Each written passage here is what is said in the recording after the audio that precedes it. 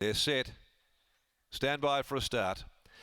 Off and racing, Infuriated, Big Day On It, the first to leave over Belle Journey. Striking Fella, Gold Friars behind those.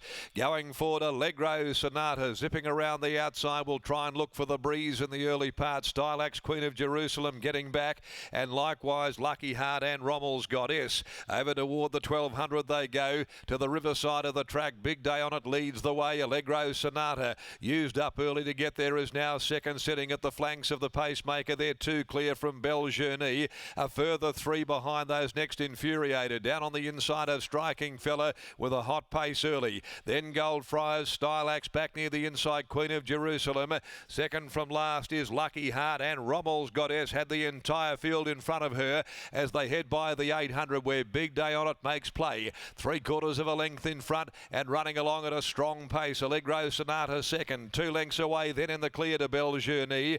About 2.5 Infuriated. Down on the inside next of all and being clicked up by Johnston Porter from Striking Fella. Most of these off the bit back in the field, including Stylax, Gold Friars, Queen of Jerusalem, Rommel's Goddess with the task in front of her, and Lucky Heart whipped them all in there. Homeward bound and Big Day On It giving back as a great sight. 1.5 lengths here on Allegro Sonata. Belle Journey starting its run, and so's Infuriated. It's gone right back to the cutaway. Big Day On It still the leader, however. Down to the 150. Big Day On It still 1.5 lengths to Belle Journey. Big Day On It keeps going. Belle Journey can't get to Big Day On It. Big Day On It all the way. Deserved win. Big Day On It beat Belle Journey, Allegro Sonata and Infuriated. Striking Fella, Queen of Jerusalem next in. Gold Friars, Lucky Heart back behind those Stylax, and in its company as well is Rommel's Goddess. Big Day On It takes out race 9 on the card, written by Jared Noski to give Jared the second leg of a double. Number 2, Big Day On It, holding Belle Journey. It was given a great drag into the race with the pace that was on. They've run, well, 1:37.7, but they looked as though they were going much quicker. 3/4 of a length, a length and a half the margins. Jared had the pace right on there and kept on rolling. Dropped back a little in grade on its last run to Golden Vale, went to 1600, and for the second time in its career has scored a victory over the mile. By Epaulette from Kynance Cove, and owned by Ash Maley and Kentucky, J Gallup, J Kearney, D and PD Kearney, J Morris, D Gain and D Emerson, and prepared at Gin Gin by Ash Maley, giving Jared Noski his second win this afternoon. They've run home in 35.78. Belle Journey second, the Galar mare for Christelle McTroy Turner, and third goes the way of Allegro Sonata, which hunted the pace by Universal Ruler, trained by Steffa Vahala and ridden by Steve Parnham. Officially fourth, number 5, Infuriated, the favourite. 2, 8, 3 and 5 to conclude this afternoon's card. As we head back downstairs, we'll catch up with Lockie following the victory, this all-the-way victory of Big Day On It for the Ash Maley stable. Thanks, Darren. Terrific training performance from winning trainer Ash Maley. 2 runs at 1200 metres this time in, and he went straight out to the mile here this afternoon. So clearly Big Day On It, rock hard fit out to the mile and leading all the way at a reasonable gallop. He was able to get the job done, and Ash joins me now. Ash, congratulations on the win. Big Day On It. He's a very tough horse. Yeah, that was a tough win.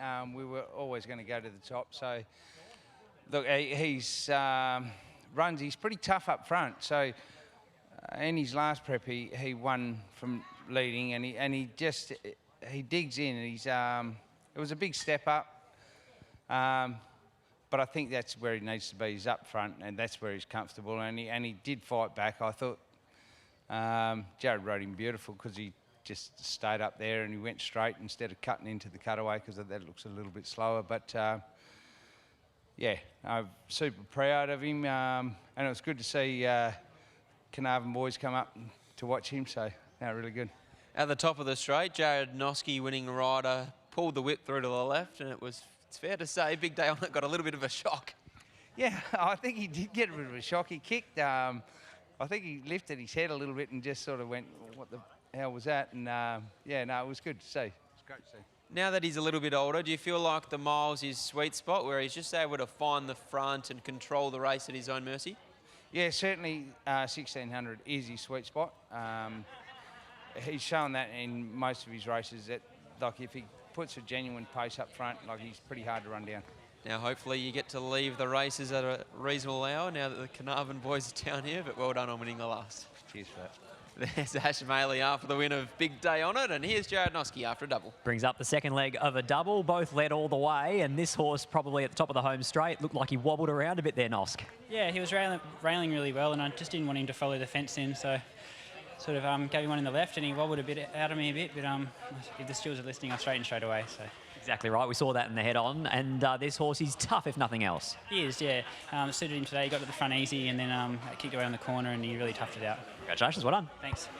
There's Jared Noske finishing the day with a double, and he combines with Ash Maley and Big Day On It to take out the Glenroy Chaff handicap. And that rounds out our 9-race program here at Ascot, Scotty, where I think the big talking point out of the meeting are not only the 3-year-olds that look like they've returned to potentially head on an Oaks or Derby pathway, but I'm going back to race number 2, Galactic Empire. He looks very, very exciting, and he may too be another 3-year-old that heads on a similar pathway. Exactly right. One of the things I'm looking forward to is the start of that Oaks preparation. Now, the last few years, I think if we're being brutally honest, we've probably looked at the Oaks and gone, it's not really a strong addition year in, year out.